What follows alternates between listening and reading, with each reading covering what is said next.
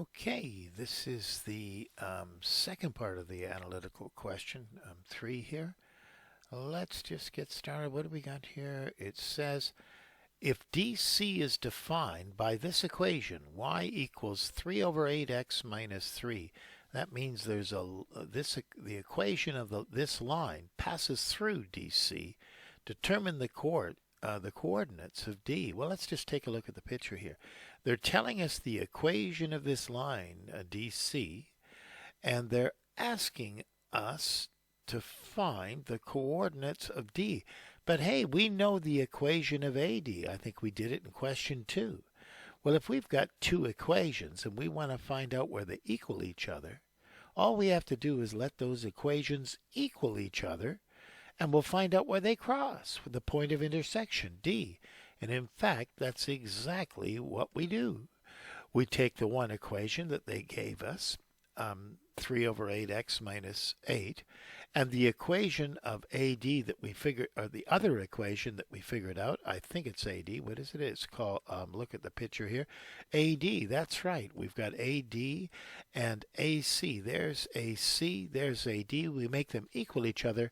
If we solve this equation, we're going to get the answer. Now, if I had this equation, I'd multiply everything by 24. Or maybe I'd add 3 to this and then multiply everything by 24 and make the fraction goes away. But they didn't do it that way. They actually took 4 over 3 and they found a common denominator of 24 and they subtracted and they got 23 over 24x. And then they had minus 3 and they minus 14 over 3 and they got this number. And then they multiplied both sides by the reciprocal here, and they got x is equal to minus 8. You should be able to solve an equation with fractions. I think the easiest way is to multiply everything by 24 so you have no fractions, and then just put the x's and numbers together. But you'll end up with x equals minus 8. And then all you do is take the minus 8, put it back into one of the equations. I would have put it back into this equation, would have been better. But they put it into this one, and they got minus 6. If you put it in there, you'll get minus 3 and get minus 6 right away. So there's the point. D is minus 8 and minus 6. Let's look at the next question. Prove that ABC is a parallelogram. Well, we want to prove that ABCD is a parallelogram. Well, we've got one pair of parallel lines. What if we could prove that AB was parallel to DC? Well, we know the gradient of DC. I think it's given when they gave that equation, y equals 4 over 3x plus something.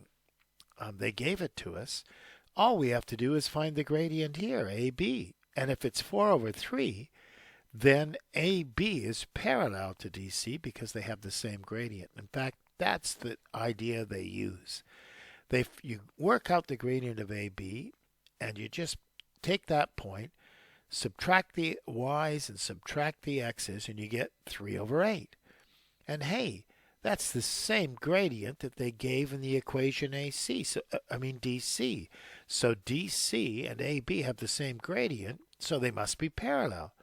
But it was given that AD is parallel to BC, so therefore ABCD is a parallelogram because the opposite sides are parallel. Okay. Now the next question is pretty easy because it says, calculate the coordinates of M. Calculate the coordinates of M. Well, since we know this is a parallelogram, the diagonals must cross at the midpoint because diagonals bisect in a parallelogram. So we know that M is just the midpoint because the diagonals bisect.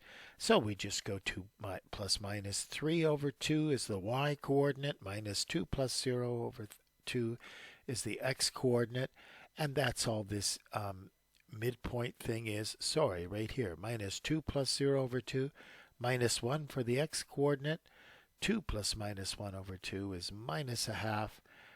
There's the midpoint of those 2 points, and that's it. Let's try the last question here that says, determine the angle ACB. ACB, we're going to figure out that angle.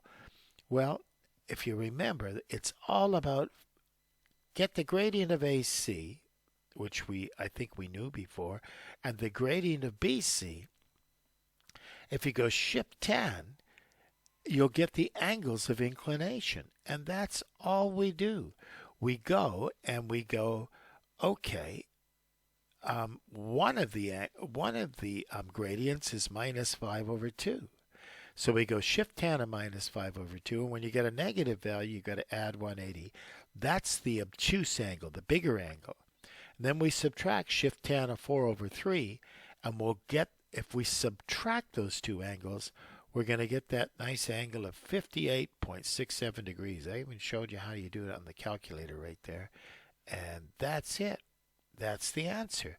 You see, if you look back here, right at the picture, you're getting an obtuse angle, a big angle right here, the angle of inclination. That's the one with the negative 5 over 2. And here's the one with the 4 over 3. We go shift tan of that. We subtract those guys.